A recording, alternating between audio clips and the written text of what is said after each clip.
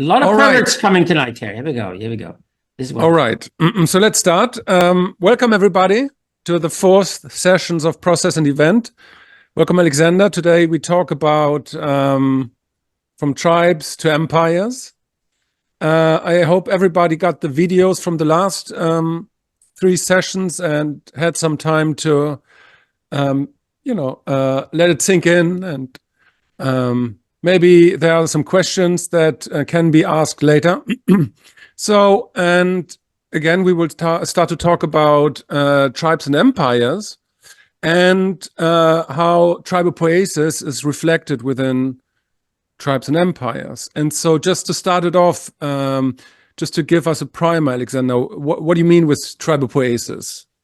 Just to start us off, you don't have to go like just to... No. I just think it's the most beautiful word we ever invented, and philosophers invent new words because new words are required. So the point with tribal poiesis is to rethink the concept of autopoiesis before we just settle with autopoiesis. So autopoiesis was the great revolution in the 20th century, the understanding of self-organization in complex systems.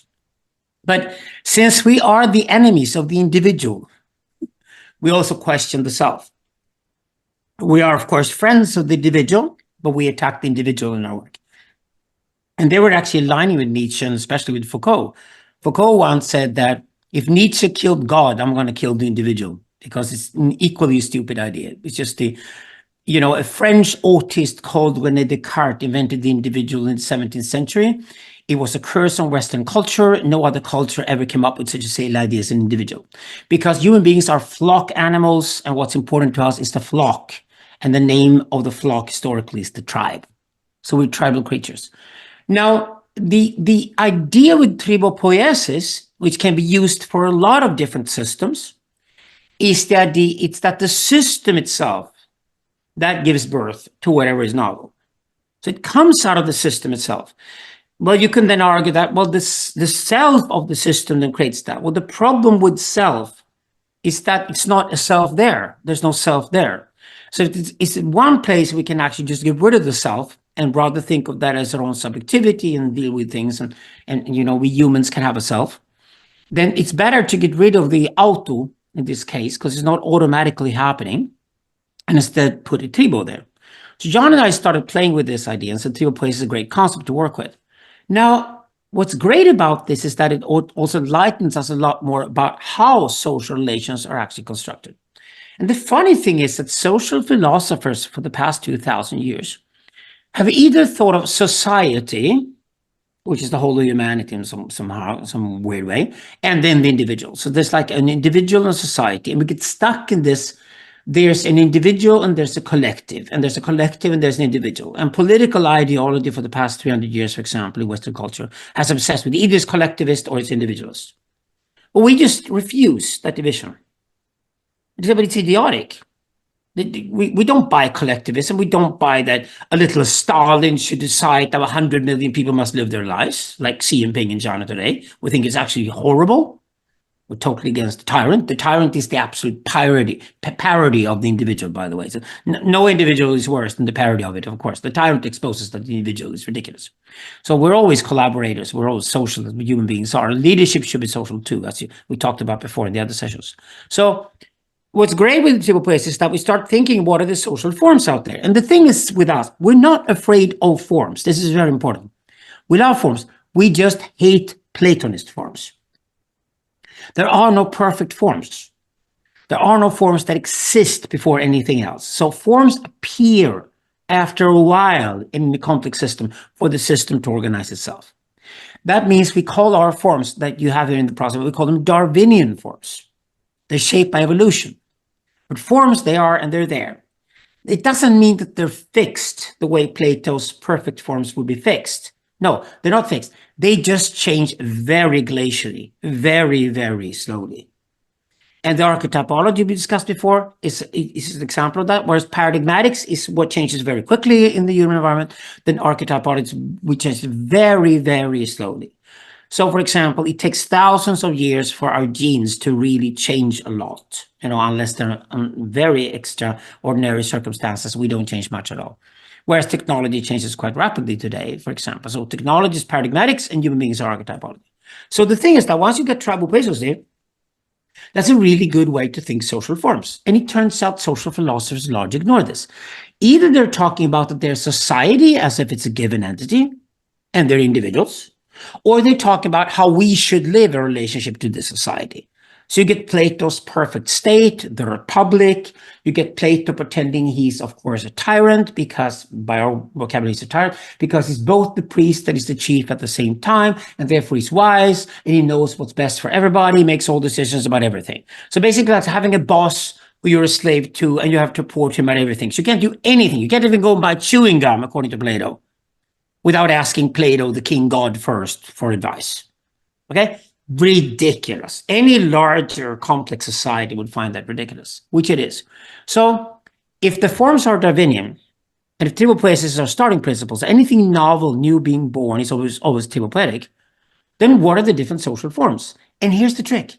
It turns out the axial age, which you heard so much about, when Plato and Confucius and all these guys were alive, and Buddha came along and whatever, the axial age from about 1,000 years before Christ until about 500 years after Christ, before Christianity and Islam took over, that period is apparently the golden age of philosophy. No, it was the golden age of quantity of philosophy. A lot of philosophy was produced. A lot of text was produced. A lot of people had ideas. Sounds a bit like Facebook in 2012, doesn't it? A world full of trolls.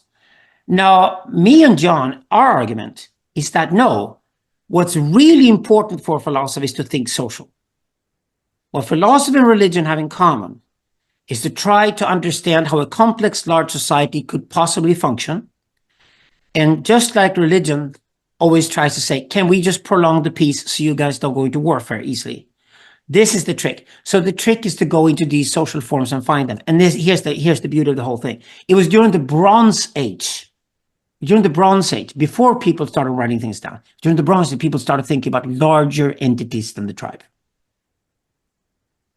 Okay. So I can go on. Yeah.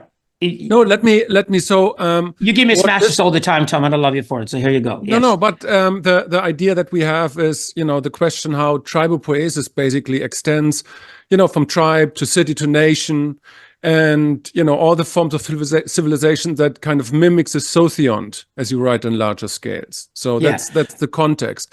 And so there's a passage, and you write, during all of these civilizational processes, man devotes himself to the detribalization in order to make it possible to break loose from old structures, but then is thrown back into the retribalization when the sociological need of the numbers number among social relation returns. And so can you elaborate a little bit on this oscillation between detribalization and this is our curse. This is our curse. The only thing that's natural for us is to stay with the clan, which is 157, to be honest about it. Data anthropology shows 157. Then we can go all the way up to tribe, which is between 1,200 and 1,500 people. Now, you can go to an island called Tristan da Cunha in the South Atlantic. There are about 500, 600 people living there. They've had a police on that island, they're part of the British Empire, but vastly independent. They've had a police on the island for the last 100 years, not a single recorded crime. That means if you got tribe or smaller than tribe, there's no crime. There's no crime. You're just totally engaged in the tribe. And this tribe is a sociont, as we talked about before. And the sociont was developed evolutionarily over the last hundreds of thousands of years. And any human culture we study today, if we pick up data from China or Greenland or Congo, it doesn't matter, we discover that people have this pattern inside themselves that all the way up to 1,500 people, they can remember the face and the name of everybody and have a personal relationship with them. You can even do that easier with the clan, because with the clan, that's a size where you die for anybody. You willingly sacrifice your own life to save the life of somebody else in the clan. And below clan, you got family, which biologically speaking is about 40 people. And if you go even further down that, then it's just archetypology periodically during your life. For example, it's a gang of 5 men live and die for each other when they're in the 20s. But family is 40. Any human being lives and dies for the family. And then you go up to a clan, 157. Then you go up to the tribe, which is between 1,200 and 1,500. But say it's 1,500. Let's stay on the top level. Now, The thing during the Bronze Age was that semi-nomadic culture had become so successful. You can go to Göbekli Tepe, for example, in southern Turkey, and you find these ceremonial places where people came during the seasons, and thousands of people gathered and had huge festivals and things. You have the same thing if you go to Lake Titicaca on the border between Peru and Bolivia, slightly later in history, because the Americas caught up later, but they did the same thing. So you can find semi-nomadic cultures everywhere around the planet where people gather in much larger sizes than tribe without killing each other. Now that's interesting. And then the question is, during the Bronze Age, we started developing the first permanent settlements, and people started thinking about what does it mean to be a permanent settlement? In what ways living in a permanent settlement and doing agriculture and having tons of kids that survive, like population explosions massively. You have the population explosions in Egypt, Mesopotamia, the Asian Mesopotamia, Central Asia. You had it in India, Northern India. You had it in China. Undoubtedly, you have population explosions in these river valleys. Now, the question is that all the people involved in these river valleys started thinking. The first thing is they probably had bloodbaths, or we know they had bloodbaths. Historians like Peter Turchin has proved you had bloodbaths like mad the first 1,000 years in Mesopotamia. What then happens is that there are people who start thinking, can we stop the bloodbaths? And as human beings, that goes through narrative. And this is why narratology is central to our philosophy. The question is, when do you invent a narrative which is so large in scope that people stop killing each other, at least to the extent they did before? This is the key to religion, and it becomes key to philosophy. And the Indians think about this, the Chinese think about this, and the Persians think about this, and Babylonians think about this. So clearly there's all this thinking going on during the Bronze Age. And what happens specifically in Persia is that two guys called Zoroaster and Vishtaspa, they're best pals. One of them is the priest, the Zoroaster, and Vishtaspa is the king. And they agree that they're two-headed phallus, and none of them must be tyrant. And therefore, exactly, one is the Mobed, and one is the Shah and Shah. And the Persian Empire for thousands of years built on this division of labor, division of power. So what they figure out, Zoroaster and Vishtaspa, according to legend, they were locked up for 23 years by a drawing board. We're only here for like a year. They're locked up for 23 years to try to figure things out. And they then figure out a model for something larger than tribe that could work and keep and prolong peace. And the concept is called empire. We use the Latin word imperium for it, but the concept was empire, essentially. And the concept of empire is much, much larger than tribe. And here's the trick. How do you keep an empire together so that the citizens of the empire don't kill each other? Because they would kill each other if you don't have a narrative that ties them all together. Well, you got to create a narrative that ties the empire together. And what Zoroaster and Vishtaspa figured out is that, we can have a philosophy for a minority who are an elite. And then we can have a religion for the people who are the majority. And they invent philosophy.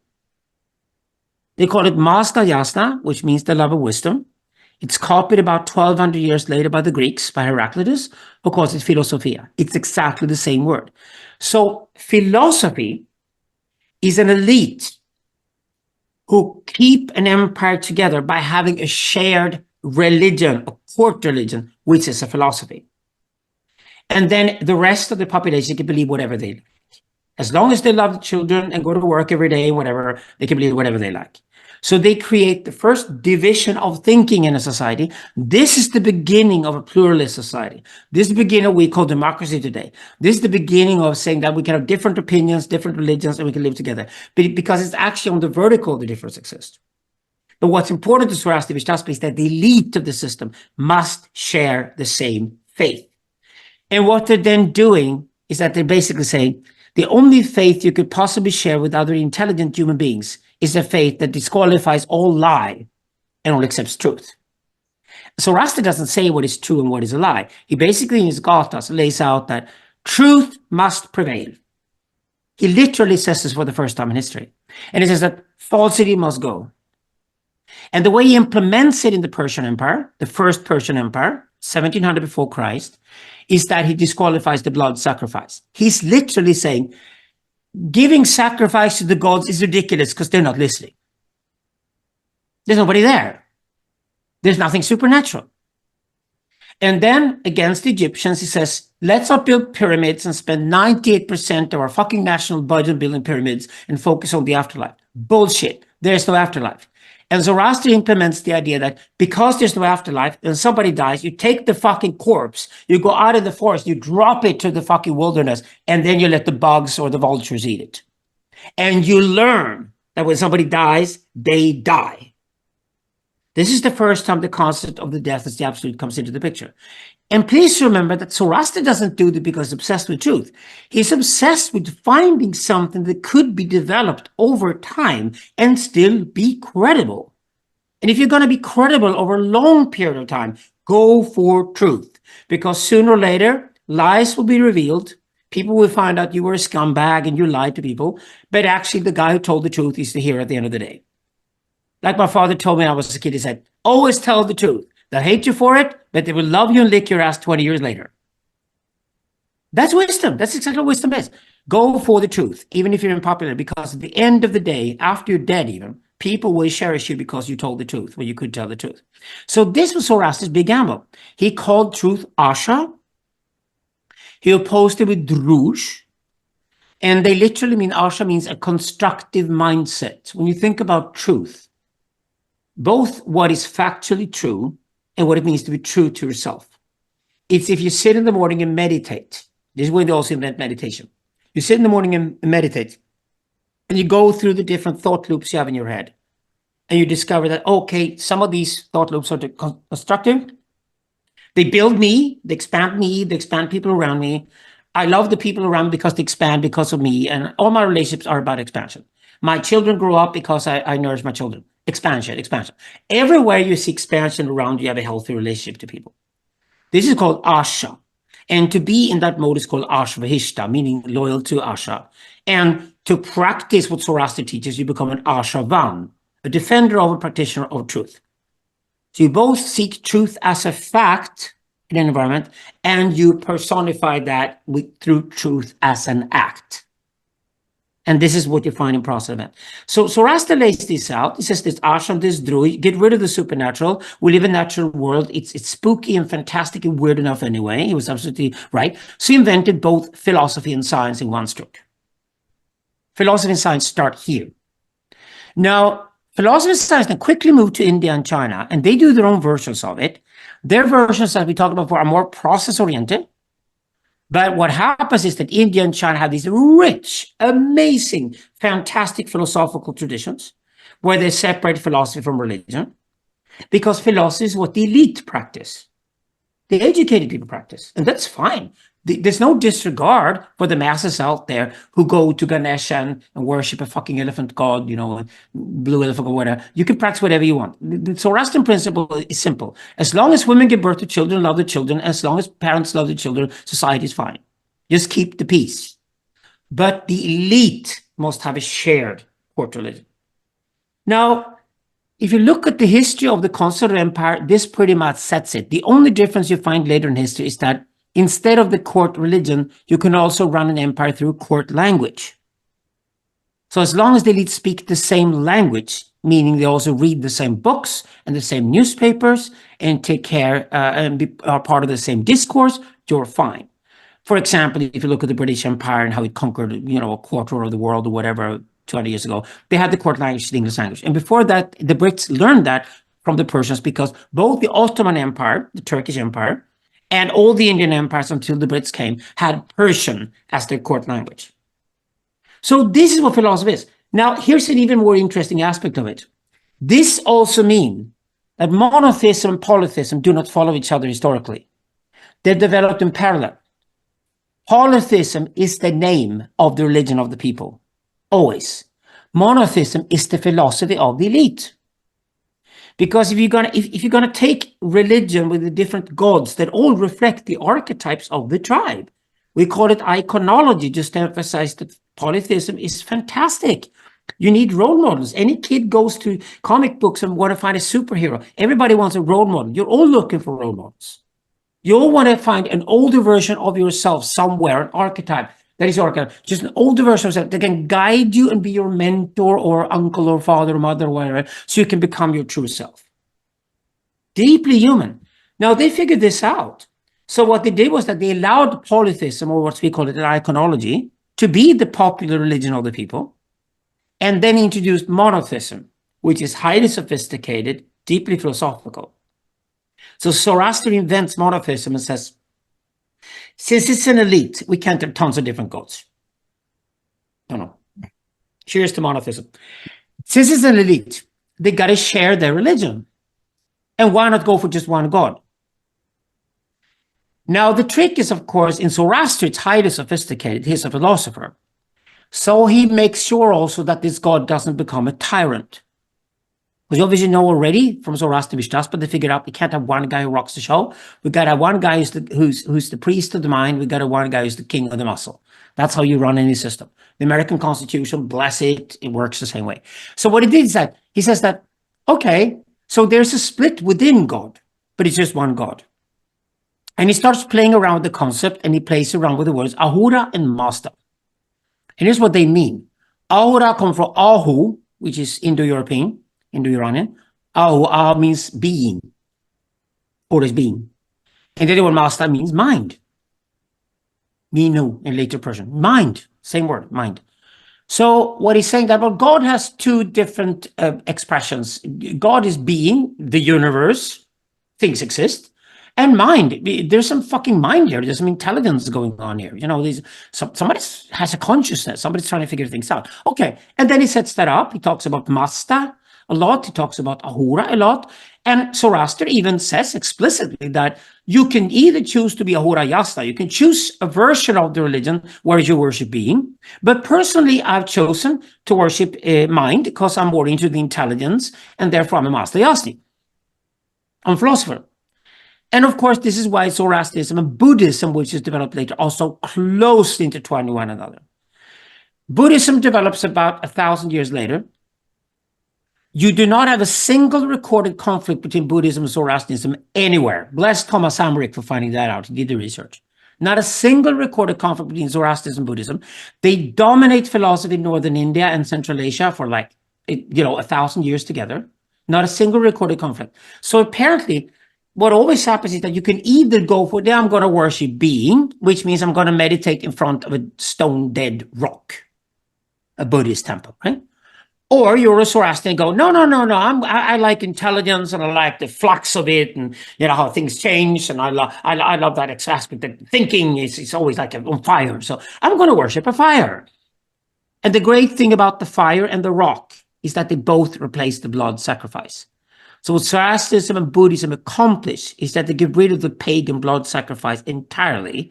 And when you go to Buddhist or Zoroastrian temple, both are incredibly relaxing center. You can go and meditate, and you can either concentrate on being, which means you work your consciousness towards some kind of a zero state, a neutral state where there's nothing happening to you, which is a fantastic way of doing Buddhist meditation. Or you can do Zoroastrian contemplation, the dhyana in person, which is really considering what you're doing in your life, which is a really good other exercise, meaning that, okay, these are the constructive feedback loops I'm involved in my life. Okay, I'll have more of those. Oh, and these are the destructive feedback loops, the bitterness inside of me, like, oh, I'm really grumpy about things having gone wrong yesterday, and I'm reprocessing that. No, drop it. Yeah, it was a bad day. So whatever, drop it. It's just destructive. I'm shrinking when I'm thinking about it. People around me are shrinking. I drop it. I don't do drush. And this is Zoroastrian meditation. And it's amazing when you look at it. This is all the depth of Eastern spirituality is there. Taoism in China just borrows Zoroaster's idea, and the Tao is the Asha. If you go into Taoism, I could equally have converted to Taoism. If you go into Taoism, you realize that the whole Asha thing is there, and that's exactly why inside the yang, as we write in the book, inside the yang, as opposed to yin, you have a yang. The yang is really split. The split is always on the masculine side. The yang is split between the yang and the yang when you do Taoist studies, and the opposite of that is the yin. It's exactly the same pattern we discover everywhere with the two-headed phallus and the matriarch. It's repeated in Taoism, it's repeated in Judaism, it's repeated in Buddhism, it's repeated in Zoroastrianism. All the Silk Road religions, including Judaism, have this division, which is fantastic. All right. Okay, so you speak of narrative superstructures, you know, in terms of religion now. You went deep into religion. So Yeah. how does it accompany to political superstructures? I think you mentioned in the book communism, nationalism, and imperialism, right? So how does that relate to each other? Well, the next child being born out of imperialism is nationalism. So here's the trick. You might think that nation is the next step because you think scale from tribe, and we think nation is bigger than tribe, and we go from nation all the way to empire. It's exactly the other way around historically. When you start thinking outside tribe, there's no limit how big you can think. This is Zoroastrianism. So Zoroastrianism has no nationalism. I know a lot of Iranians, like the mullahs today, they come to me and say, well, we're ready to fight hard and we're going to turn Iran into this nationalist Iran with Zoroastrian state religion. I said, well, good luck with that one. You're not going to find anything in Zoroastrian's teaching that teaches you that the nation is a good idea. Persia was always an empire. So the trick is this. So somebody's got to come up with the idea of nation. And in between that, you got the city, which is also much bigger than the tribe. So these concepts are also developed during the Bronze Age, before the Axial Age. What is great is that social philosophy is pretty much settled and done before the Axial Age comes along. This is why you got the Bronze Age pervert, if you read this weird new Romanian guy, you know. The interest in the Bronze Age today is because you have this intense interest in larger social forms, which makes sense today, because we live in a chaos right now trying to figure out what to do next. And, you know, how do we solve climate and things like that? How do we solve these global problems if we can't trust each other? Which is, again, the deeply priestly concern of how do we maintain the peace and keep the peace, you know, going to war with each other. Today it's like, well, if climate changes too dramatically, we blow up the atomic bomb, we're done. So we need to contain that. This is why these questions are religious and philosophical. So in this time, what happens is that Zoroaster inspires a guy called Cyrus the Great. And he comes out of southern Persia. Persia was still smaller than Mesopotamia. Babylon basically controlled the world, and Babylon was the center of the world. It was the San Francisco or the Rome of its age. And Cyrus the Great managed to get all the other tribes, the Persian tribes, behind him, and eventually conquers Babylon.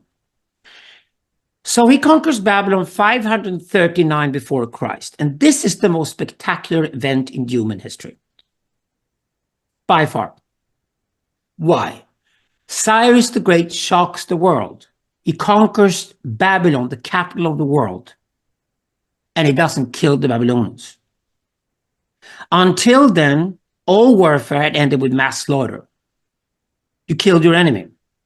Maybe some of his daughters were allowed to survive because you marry them, so you can occupy their territory, but you killed your enemy.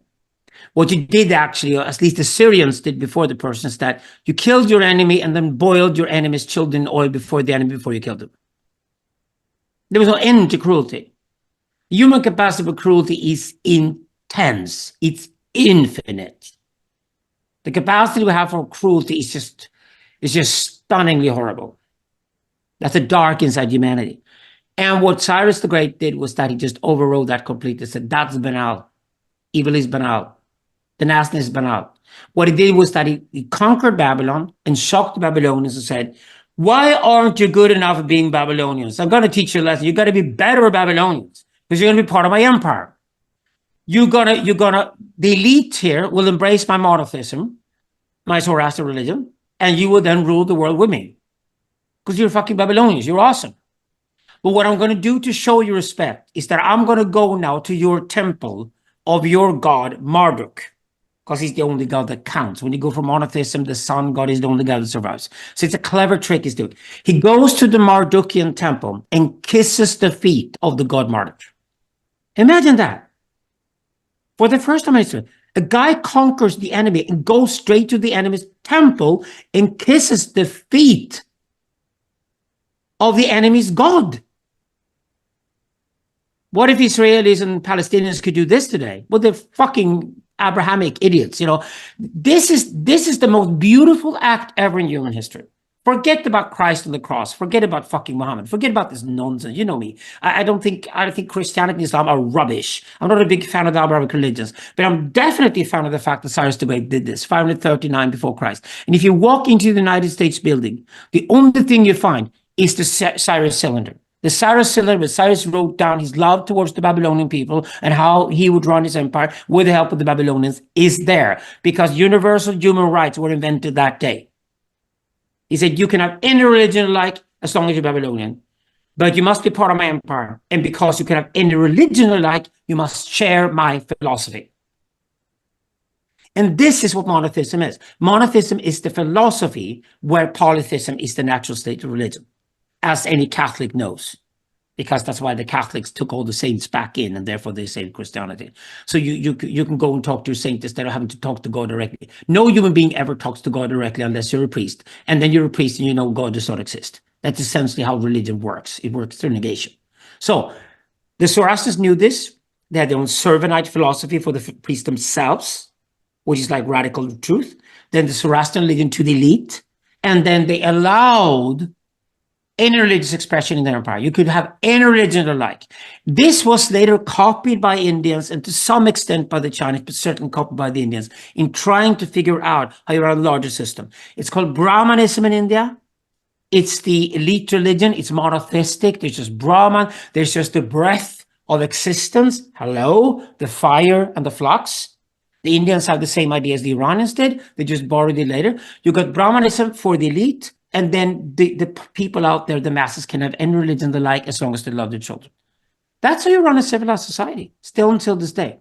So what Cyrus the Great does is remarkable. Not only does he invest in redecorating the Marduk temple, he finds these quirky, funny little guys running around in the streets of Babylon called Hebrews. And the Hebrews at the time was, as Freud correctly pointed out, a little Egyptian sect who'd left Egypt about 1,000 years before Christ.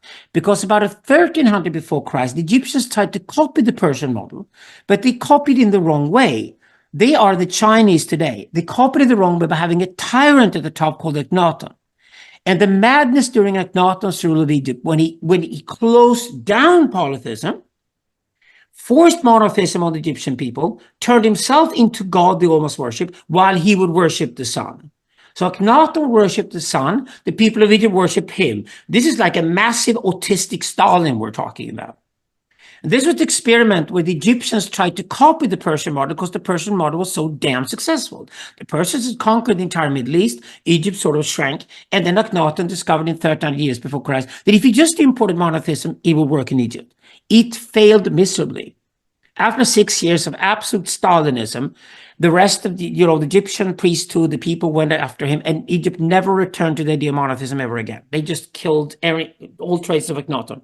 But the people who practiced Akhenaten's faith, the Athenists, survived, and they became a minority that were discriminated against in Egypt, basically used as slaves by others. So they were clever and smart, but still slavery. Now, what did they do? Well, sooner or later they come up with the story, how do we get out of here? It's a bit like, the Puritans in England when, America was discovered, like, well, we can't practice our religion in the UK because, the fucking king's going after, the Pope's going after it, and we want to practice our Puritan faith. Let's get this boat. If somebody's got a boat called Mayflower, we go to America. The same thing happens here, synexodology. So these Athenists leave. They eventually mix up with the Phoenicians, who are traders, which is always welcoming for other people. And the mixture of the Phoenician trading culture and this weird Egyptian monotheistic cult called Athenists became the Hebrews. So the Hebrews were all over the place in Babylon. They were bankers already back then. They were traders. And of course, Cyrus the Great recognized, what the fuck is this? Monotheists? They speak the same language. They have the shared sense of community. Wow. What am I going to call this? What if I call it nation? Because what they have is that they are an elite without a mass beneath them. They are an elite who themselves constitute the people. So they were absolutely perfect for Cyrus the Great's idea of running a Zoroastrian empire. And what it did was I said, you guys Hebrews, where are you from? Where do you come from? Well, we probably came out of Egypt. We've forgotten about it, so don't forget about Egypt. But actually built this place called Jerusalem. We built a big temple there. The temple was ruined. And after it was ruined by our enemy, we went over here and we started trading, and now we're doing well. And we're wearing corkscrews, and we're weird and funny, and we have great literally text and all kinds of weird things going on. But we have a big, big sense of shared community, and we have different opinions within our community. This must have been a dream come true for Cyrus the Great, because this was his favorite nation that he could put within his empire. So he decided to turn the Hebrews into the model for his empire, the model nation. He told them, go back to Jerusalem, build the second temple, here's the money. He invested in the money. And Cyrus the Great is therefore the only Messiah in the Jewish religion who's a non-Jew. He's a Messiah. He was the savior. There's no limit to how much Jews love Cyrus the Great. And this is what we call the Persian Hebrew axis. We declare, John and I declare, this is the foundation of the West. This is the foundation of Western culture. Nothing to do with the Greeks. The Greeks come later. They're basically doing commentary on what the Persians already achieved and what the Hebrews already achieved. The Persian Hebrew axis is the foundation of Western culture. It is precisely the love relationship between Cyrus the Great and his favorite nation, the Hebrews, within the Persian Empire. And this lasted for like 1,500 years, the system. The Sassanid Empire until the 7th century lasted. And this is essentially empire and nation. And of course, you can see here, Babylon being conquered by the Persians, redesigned, Babylonians should love themselves, is also the concept of city. So already during the Bronze Age, these guys, the Persians, the Hebrews, figured out what an empire is and what a nation is and what a city is. And when you then run all the way up to Hegel in Germany in the 19th century, when he writes his fantastic philosophy of right, on the nation state, which becomes the model for Europe, when Europe developed nation states where everybody can read, write, and count and share the same language, which is what we call the modern nation state, which is the foundation for democracy. All of these ideas were inherent already in Judaism and Zoroastrianism. So that's the claim we make. Right. So I would like for a moment to go back again to this oscillation between retribalization and detribalization, because we're talking about the archetypes of the Sotheon and tribopoiesis. And if you could just give an example, so how does, you know, the archetypology reflect in different layers of retribalization of cities or nations, of empires? So how do we find ourselves in these different layers of social organization, and how do we come back and you know, how do they manifest basically in terms of the if you got confusion and anarchy, tribe is the only thing we have, because the only thing we pre-programmed in our genetic makeup is to go tribal. So perfect example is right now we're in the middle of the paradigm shift. We're leaving capitalism, moving into attentionalism or informationalism, depending on how you look at it. So everything is about information now, and it's a networked age, and we reinterpret the world through network dynamics. It's all about relations. My entire philosophy is basically saying this is the narrative that's going to win in the network age. This narrative is going to win in the internet age. This narrative is going to win in the digital age, whatever you want to call it. So what we're saying is that this narrative is going to win. So the sooner you learn this narrative, the more successful you will be. Here's the point. Empires are in crisis. America is in crisis. China is in crisis. Russia is in crisis. India is trying to keep itself together. And India and the European Union probably work better than the other empires because they're looser. The looser system is when it gets a lot of pressure on it, the more it probably will hold. America will last better than China and Russia. My speculation is that China and Russia are incredibly vulnerable because empires don't work when things change dramatically. So we're right in the middle of paradigm shift. The only thing that works is the return to tribe. Therefore, we are right now experiencing retribalization. Look at the internet. What works? Closed rooms, subcultures, the size of a few hundred people at most. They know each other. They have each other's faces and each other's names. And they're open about who they are to each other. And therefore, those communities work. You will see more and more and more of tribal communities that work. And they unite around anything that a tribe can unite around. The social needs a narrative to unite around. It can be that we're all gay. It can be that we're all Jewish. It can be that we're all this or that or whatever. But or burner culture, which I love, which is deeply, deeply tribal. But here's the point. We should not expect a new empire or even a new nation to suddenly just appear. We go through such turmoil as we're going through right now.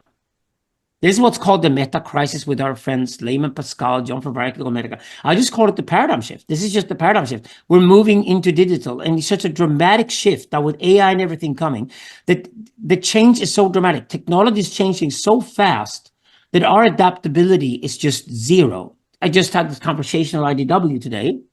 You join the intellectual deep and you can have it. I said all political ideologies are conservatisms.